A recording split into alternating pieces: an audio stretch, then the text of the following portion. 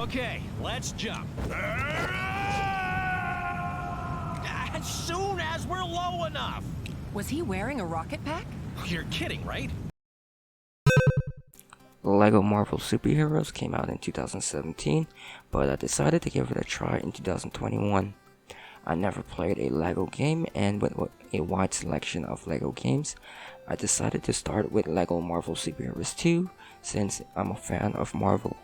I entered the game open-mindedly and without knowing what to expect.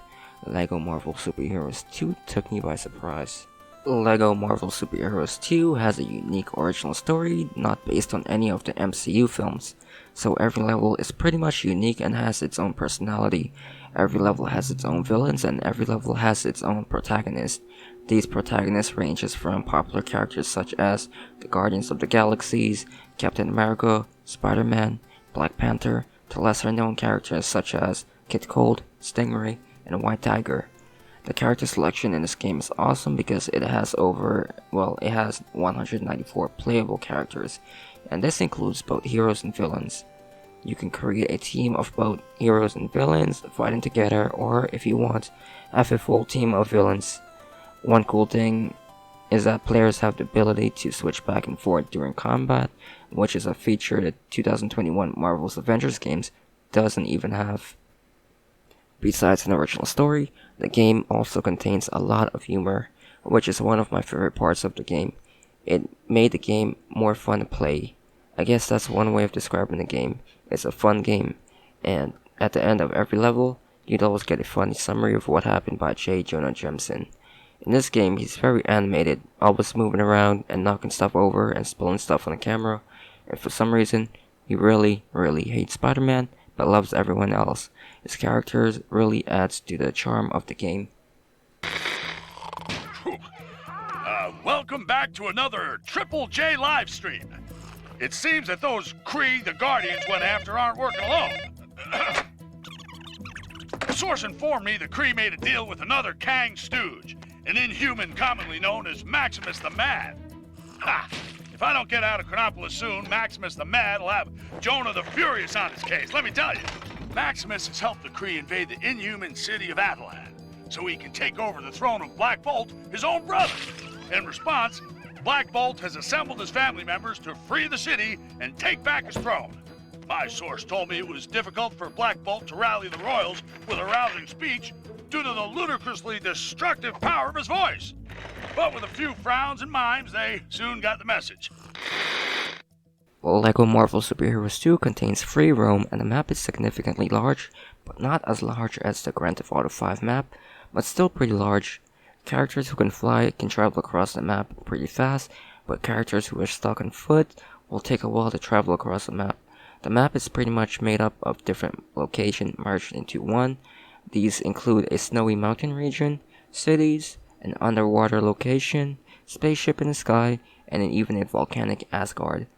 Oh, and pretty much most of the structure on the map, including the levels in the story mode, are destructible, not included in the map. So these include cars, bushes, and poles, light poles, etc.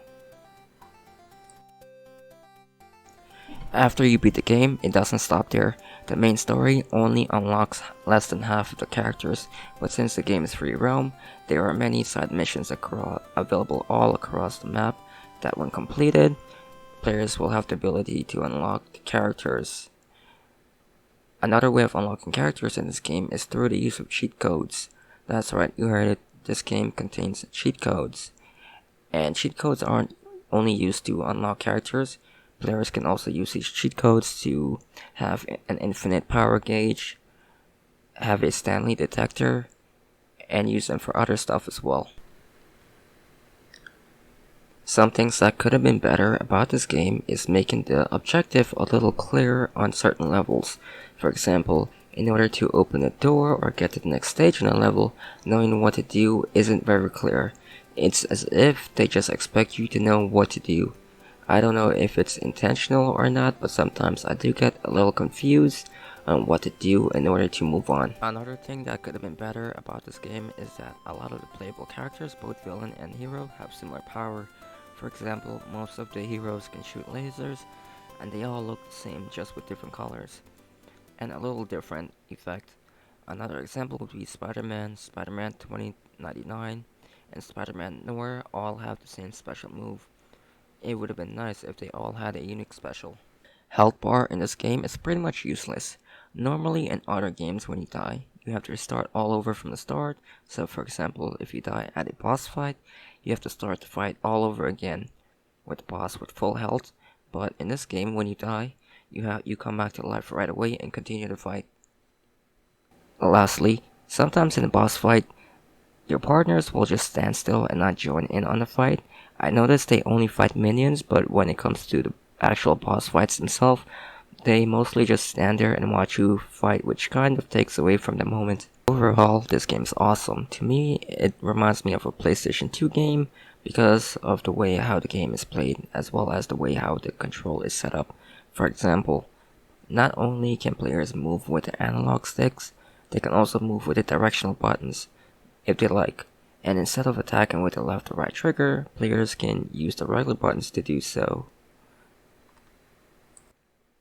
LEGO Marvel Super Heroes 2 is very fun, humorous, contains a great story, level design, a large selection of characters, and even endgame content. And for that, I'm going to rate this game a 8.5 out of 10.